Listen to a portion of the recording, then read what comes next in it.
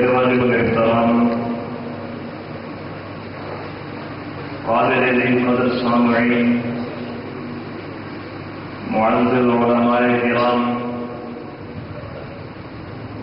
قراء عظام و شعراء اسلام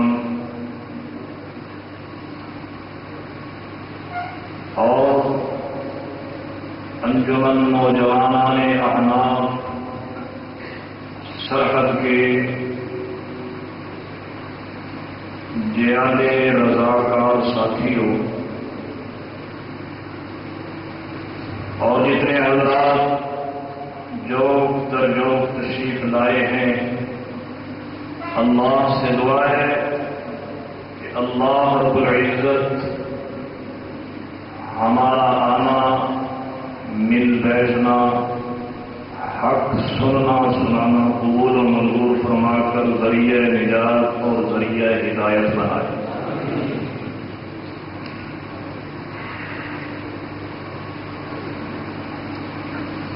قائد اتحاد اہل سنت والجماعت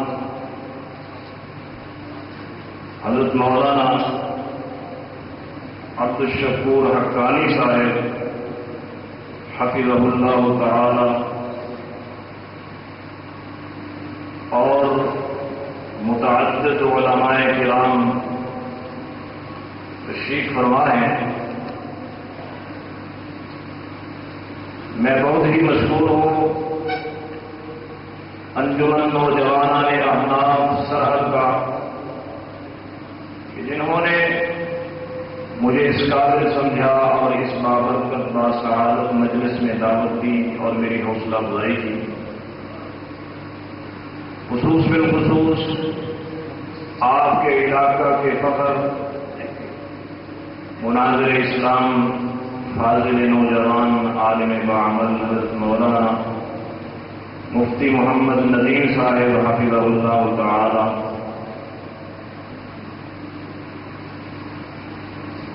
مدلل اور مفصل بیانات علماء کرام فرمائیں گے۔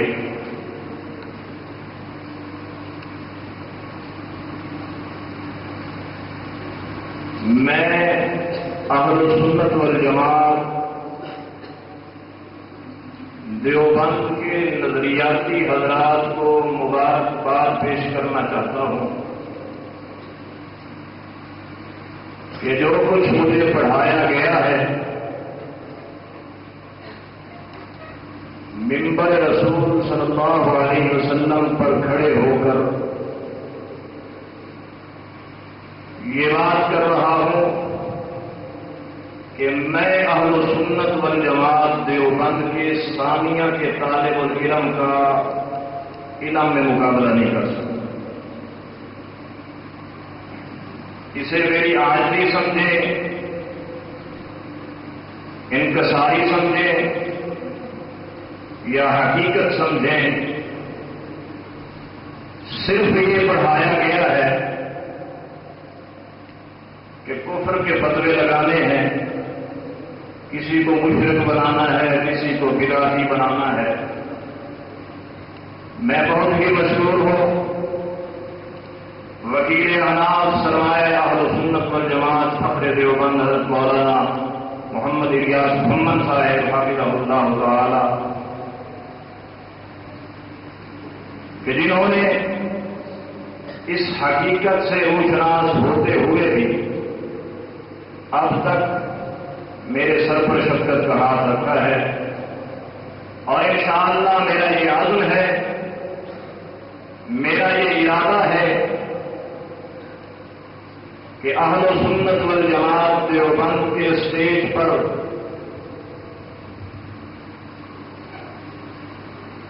تا موت انشاءاللہ مسلک کی ترجمانی کرتا ہوں۔ ایک چیز ذہن میں رکھیں کہ میں اس جماعت سے آیا ہوں جس جماعت کا یہ مسلک ہے کہ اگر قاری قرآن قرآن مجید کی تلاوت کر رہا ہو تو اس کی تلاوت میں اس کی آواز پر سبحان اللہ کہنا بدعت ہے. میری بات سمجھ آ رہی ہے حضرات؟ جمعے کی دوسری اذان بھی بدعت ہے اور اسی طرح باقی بھی کئی ایسے اعمال ہیں جو ہم کرتے ہیں اور وہ اس کو بدعت کہتے ہیں. غیر مقلدیت چھوڑنے کے بعد میری ملاقات ارشد عمران سلفی سے ملتان میں ہوئی تو اس نے جس وقت میرے سامنے یہ بات کی کہ یہ بھی بدعت ہے یہ بھی بدعت ہے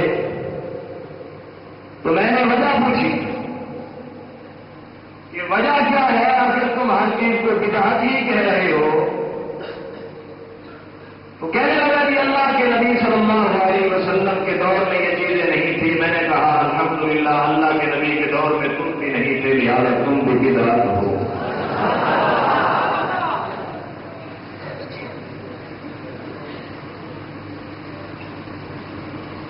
نوجوان ساتھیوں،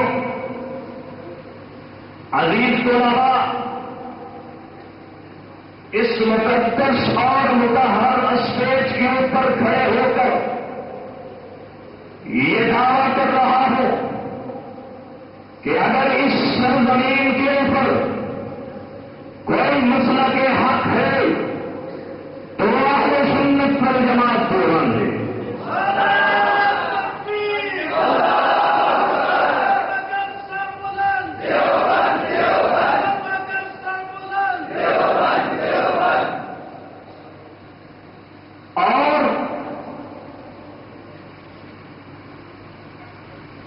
یہ بھی اللہ سے دعا کرتا ہوں اللہ جس طرح آپ نے مجھے گمراہی سے ہٹا کر ہدایت کا رستہ دکھایا ہے اللہ تجھے علماء کا راستہ دیتا ہے. اللہ تجھے مسلک اہل سنت والجماعت دیوبند کے اوپر جامع قربان کرنے والوں کا واسطہ دیتا ہوں. اللہ جس طرح تو نے مجھے ہدایت دی ہے اللہ معاف بھی مجھے تھی مسلک کے اوپر دے.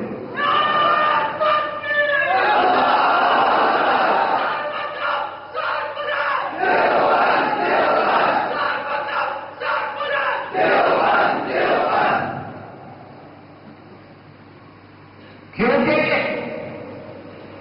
یہ مسلک بہت ہی اعتدال والا مسلک ہے. رب محمد کی قسم ہو مجھے